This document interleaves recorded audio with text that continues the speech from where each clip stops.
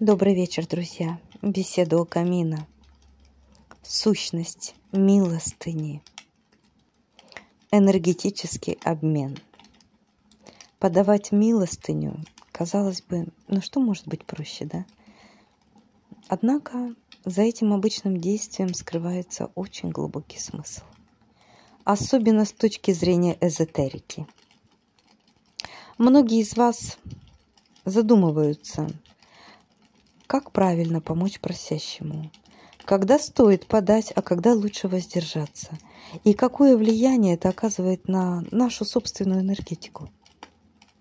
А задумывались ли вы, что происходит на тонком плане, когда вы подаете милостыню? Это не просто передача монетки из рук в руки. На самом деле вы запускаете сложный механизм энергетического обмена. Энергообмен. Представьте, что каждая купюра или вещь, которую вы отдаете, она наполнена вашей личной энергией. Вы вложили в нее свое время, усилия, эмоции. Отдавая ее, вы, по сути, делитесь частичкой себя.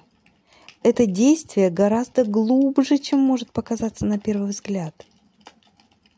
Интересно, что отдавая, мы не теряем, а приобретаем. Как? Все очень просто. Мы освобождаем место в своей жизни для чего-то нового.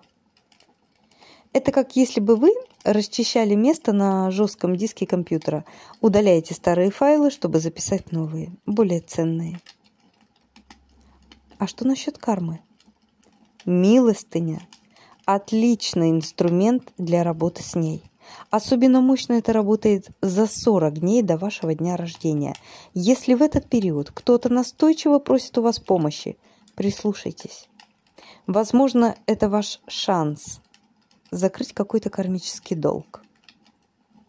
Получается, что каждый раз, подавая милостыню, вы не только помогаете другому, но и активно работаете над собственной судьбой.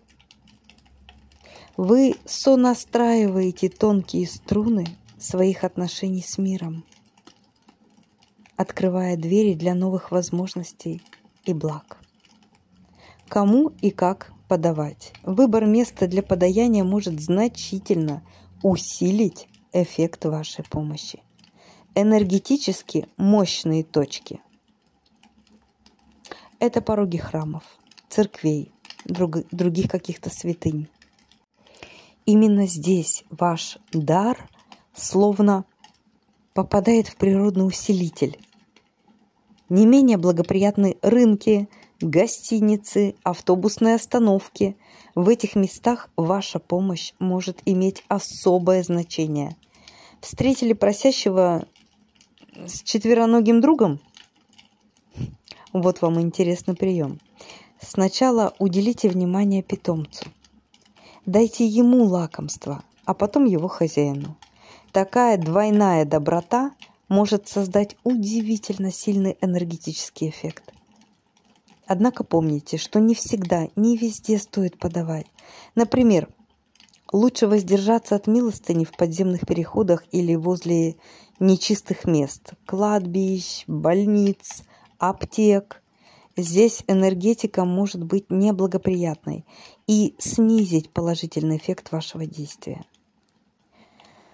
Таким образом, кстати говоря, еще и болезни передают, но это отдельный разговор. Ключевой момент – доверяйте своей интуиции.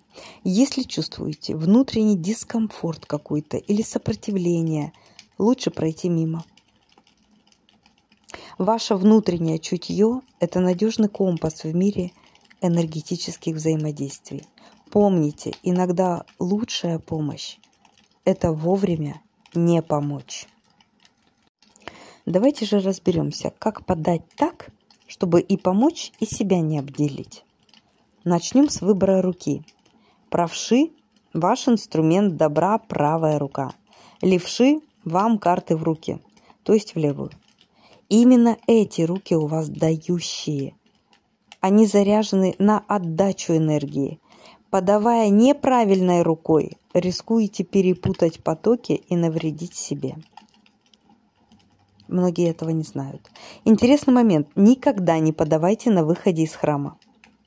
Почему? Только на входе. Вы же туда ходили подзарядиться в храм, правильно? А тут бац, и всю энергию отдали. Подавайте на входе, чтобы освободить место для новых благословений.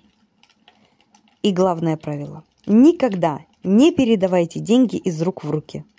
Используйте шапку, коробку, любую емкость. Это не просто прихоть. Так вы избегаете прямого энергетического контакта, который может быть очень опасным. Ну и напоследок, как отличить того, кто действительно нуждается, от ловкого притворщика? Ваш главный союзник в этом деле – ваша интуиция. Она работает как внутренний компас, мгновенно улавливающий фальшь. При встрече с просящим обратитесь к своим чувствам. Что вы ощущаете? Искреннее желание помочь или неприятное какое-то беспокойство? Стремление поддержать или желание быстрее уйти? Вот эти самые первые впечатления – ключ к разгадке ситуации. Попробуйте вести внутренний диалог. Спросите себя, нужно ли мне помочь этому человеку. Первый импульс, который вы уловите, и есть ваш ответ. Доверьтесь этому чувству.